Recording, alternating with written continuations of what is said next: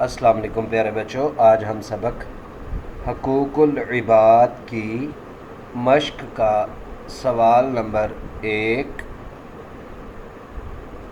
قرآن مجید و احادیث نبوی صلی اللہ علیہ وآلہ وسلم کی روشنی میں والدین کے حقوق کیا ہیں۔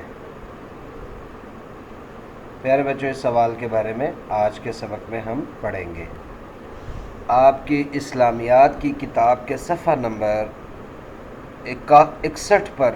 آپ دیکھیں تو یہاں پر ہے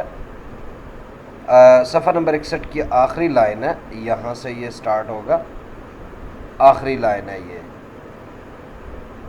تو والدین کے اولاد پر حقوق کے سلسلے میں اللہ تعالیٰ نے واضح ہدایات دی ہیں، یعنی جو والدین کے حقوق ہیں جن کو پورا کرنا اولاد کے لیے ضروری ہے، ایسے حقوق کے بارے میں اللہ تعالیٰ نے واضح یعنی صاف ہدایات دی ہیں۔ اللہ تعالیٰ نے والدین کے حقوق کی ادائیگی کے لیے احسان کا لفظ استعمال فرمایا ہے، یعنی والدین کے حقوق پورا کرنا احسان کا لفظ استعمال فرمایا ہے والدین کے حقوق کے لیے، ٹھیک ہے، والدین کے حقوق کی ادائیگی کے لیے۔ اللہ تعالیٰ نے قرآن پاک میں فرمایا، بسم اللہ الرحمن الرحیم، وبالوالدین احسانا، ترجمہ اور ماں باپ کے ساتھ احسان کرو، یعنی اللہ تعالیٰ نے قرآن پاک میں احسان کا لفظ استعمال کیا ہے کہ ماں باپ کے ساتھ احسان کرو، یعنی ماں باپ کے ساتھ اتنی زیادہ، اتنی اچھی اور اتنی بڑی اور اتنے اچھے طریقے سے اپنے والدین کے ساتھ حسن سلوک کرو کہ وہ احسان کہلائے، یعنی آپ والدین کے کام جب بھی آئیں ایسا کام آئیں کہ وہ والدین کے اوپر آپ کا ایک احسان ہو، آپ اپنے والدین کے اوپر احسان کریں۔ حقیقت میں یہ احسان لفظ اس لیے استعمال کیا گیا ہے کہ احسان کو جتلانے کے لیے نہیں، بلکہ آپ اپنے والدین کے حقوق کی ادائیگی اس اچھے انداز کے ساتھ کریں کہ وہ حق نہ رہے بلکہ احسان بن جائے۔ یہاں احسان کا مطلب ہے کہ ہم ان کے حقوق سے بڑھ کر ان کا خیال کریں، ٹھیک ہے۔ رسول اللہ صلی اللہ علیہ وآلہ وسلم نے والدین کے ادب و احترام اور ان کے ساتھ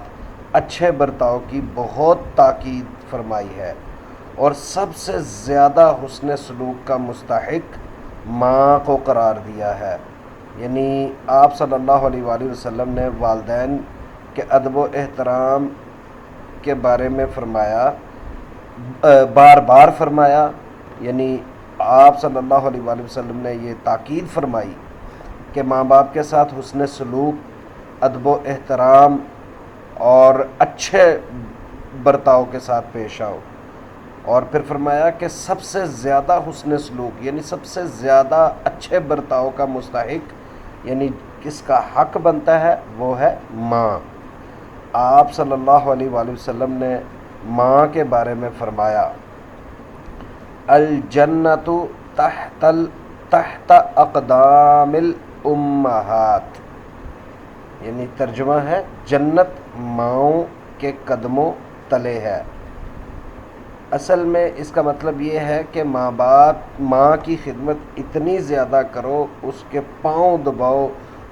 یعنی ماں باپ کے پاؤں دبانے سے، خاص طور پر ماں کے پاؤں دبانے سے جنت حاصل ہوتی ہے، یعنی ماں کے قدموں تلے جنت ہے۔ اس کا یہ مطلب ہے کہ اپنے ماں کی اتنی خدمت کرو کہ اس کے قدموں کو نیچے جو ہے نا آپ لیٹ جاؤ، یعنی اتنی خدمت کی جائے کہ زمین پر بیٹھ کر آپ اپنے ماں باپ کے قدموں، اپنی ماں کے پاؤں کو دبانا اور ان کی اتنی زیادہ خدمت کرنی ماں کی، تو ماں کے اس خدمت کے بدلے میں اور ماں کے پاؤں دبانے کے بدلے میں اللہ تعالیٰ نے جنت رکھی ہے، ماں کی خدمت کے بدلے میں اللہ تعالیٰ نے جنت رکھی ہے۔ نبی اکرم صلی اللہ علیہ وآلہ وسلم نے والدین کے حقوق کی ادائیگی کی تاکید فرمائی ہے۔ ایک مرتبہ کسی نے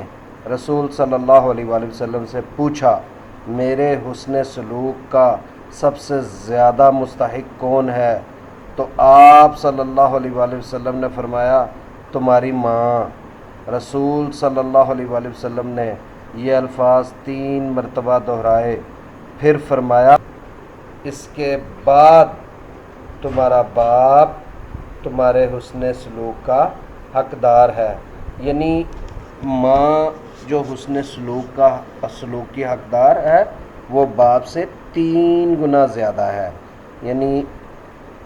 3 حقوق، پہلے 3 حقوق ماں کے ہیں، چوتھا حق پھر باپ کا ہے۔ پیارے بچوں، اس سوال کو آپ اچھی طرح سے یاد کیجیے گا اور جو سوالات آپ سے پوچھے جائیں گے ان کے مناسب جواب منتخب کیجیے گا۔ اللہ حافظ۔